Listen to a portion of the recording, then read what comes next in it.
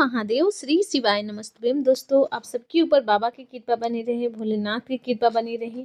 हे मेरे महाकाल राजा, किसी भी नारी की मांग गोद खाली ना रहे और किसी भी पुरुष की जेब खाली ना रहे, इतनी कृपा जरूर करना। तो आप सब जान रहे हैं कि 23 जनवरी को इस बार बसंत पंचमी पड़ रही है, यानी कि सरस्वती पूजा इस बार 23 जनवरी को पड़ रही है और ये दिन साल में सिर्फ और सिर्फ एक बार ही आती है। तो ये बहुत ही विशेष दिन होती है। आप इस दिन अगर आप संतान प्राप्ति की कामना रखते हैं तो उपाय अगर पीले धागे वाला कर लेते हैं तो 100% आपकी संतान प्राप्ति की मनोकामना पूर्ण होती है। तो ये उपाय बहुत ही विशेष मानी जाती है, जो सरस्वती पूजा के दिन की जाती है। माँ सरस्वती की आराधना करके हमें ये इस पीले धागे को उपाय करना होता है। तो हम आगे वीडियो में बताएंगे पर कैसे करना है, सारी डिटेल में जानकारी लेंगे। लेकिन उससे पहले आप चैनल पर पहली बनाए हैं तो चैनल को सब्सक्राइब करिए। वीडियो अच्छी लगती है लाइक बटन दबाना, कमेंट पे हर हर महादेव या श्री शिवाय नमस्तुभ्यम जरूर टाइप करना। तो सबसे पहले आपको एक पीले धागे लेने होंगे। जो भी आपके घर में पीले धागे मिलते हैं वो आप एक ले लेना। और इस दिन 23 जनवरी के दिन आपको ये उपाय करना है। ये उपाय आपको सुबह में ही करनी है। सुबह में आप ब्रह्म मुहूर्त में उठ जाए, माँ सरस्वती की आराधना करें सूर्यदेव को जल देने के बाद, और इस दिन पीली वस्तु माँ सरस्वती को समर्पित करें, जैसे पीले फूल, पीले चंदन, पीले चावल, पीले मिठाई का भोग। इस तरीके से आपको माँ सरस्वती को प्रसन्न करने के लिए पीली वस्तुओं का माता को समर्पित करें। इससे माँ प्रसन्न होगी और उनका आशीर्वाद आपको मिलेगा। तो इस दिन आप माँ सरस्वती की आराधना करें, उस समय एक पीला धागा ले और माँ सरस्वती के चरणों में 11, जैसे आप एक पीला धागा ले लिए, इसमें 11 आपको गांठ लगाकर माँ सरस्वती के चरणों में समर्पित कर देना है। साथ में एक भोजपत्र पर या फिर किसी भी एक सादा पेज पर आप पीले चंदन से आप अपनी मनोकामना लिखकर माँ सरस्वती के चरणों में समर्पित कर दें। ऐसा लिखकर आप माँ सरस्वती के चरणों में समर्पित कर दें इस पीले धागे के साथ जिस पर आप 11 गांठ लगाए हैं।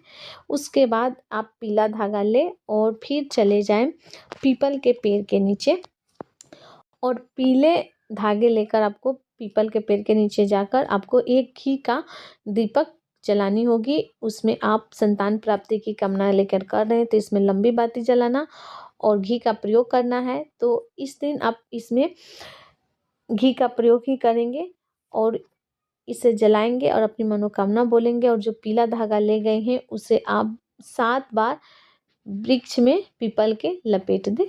7 बार घूमकर आपको पीले धागों को लपेट देना है और अपनी मनोकामना करना है। और यहाँ पे पीले मिठाई का आपको या फिर पीले बतासे हुए उसका आपको भोग लगा देना है। ऐसा करने से सरस्वती माता की कृपा आपके ऊपर बनेगी और जो संतान प्राप्ति की आपकी कामना है वो निश्चित ही पूर्ण होगी। साथ में इस दिन आप पीले सरसों के फूल शिवलिंग के ऊपर जरूर समर्पित करें। इस दिन 108 आपको पीले सरसों के फूल लेने हैं। यहाँ पे हम आपको थोड़ा समझा दें कि जब आप 108 पीले फूल लेंगे सरसों के, तो उसकी जो आप काउंटिंग करेंगे वो पूरे एक ऐसे लेंगे तभी वो एक पुष्प होती है। कई लोग इसमें से इतनी की काउंटिंग करते हैं तो ये एक पुष्प नहीं हुआ।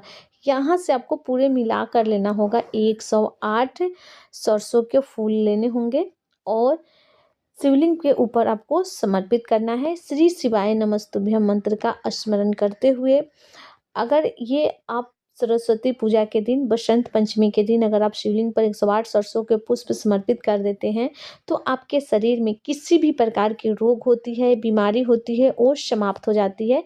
तो अगर आपके शरीर में कोई ऐसी बीमारी है रजो धर्म से जुड़ी या फिर कोई ऐसी कमी है जिसके कारण आप माँ नहीं बन सकती हैं, या फिर आपके पति हैं उनके अंदर कोई कमी है जिसके कारण वो पिता नहीं बन सकते हैं, तो इस बार की जो वसंत पंचमी है इस दिन आप 108 सरसों के पुष्प शिवलिंग के ऊपर आप जरूर समर्पित करें।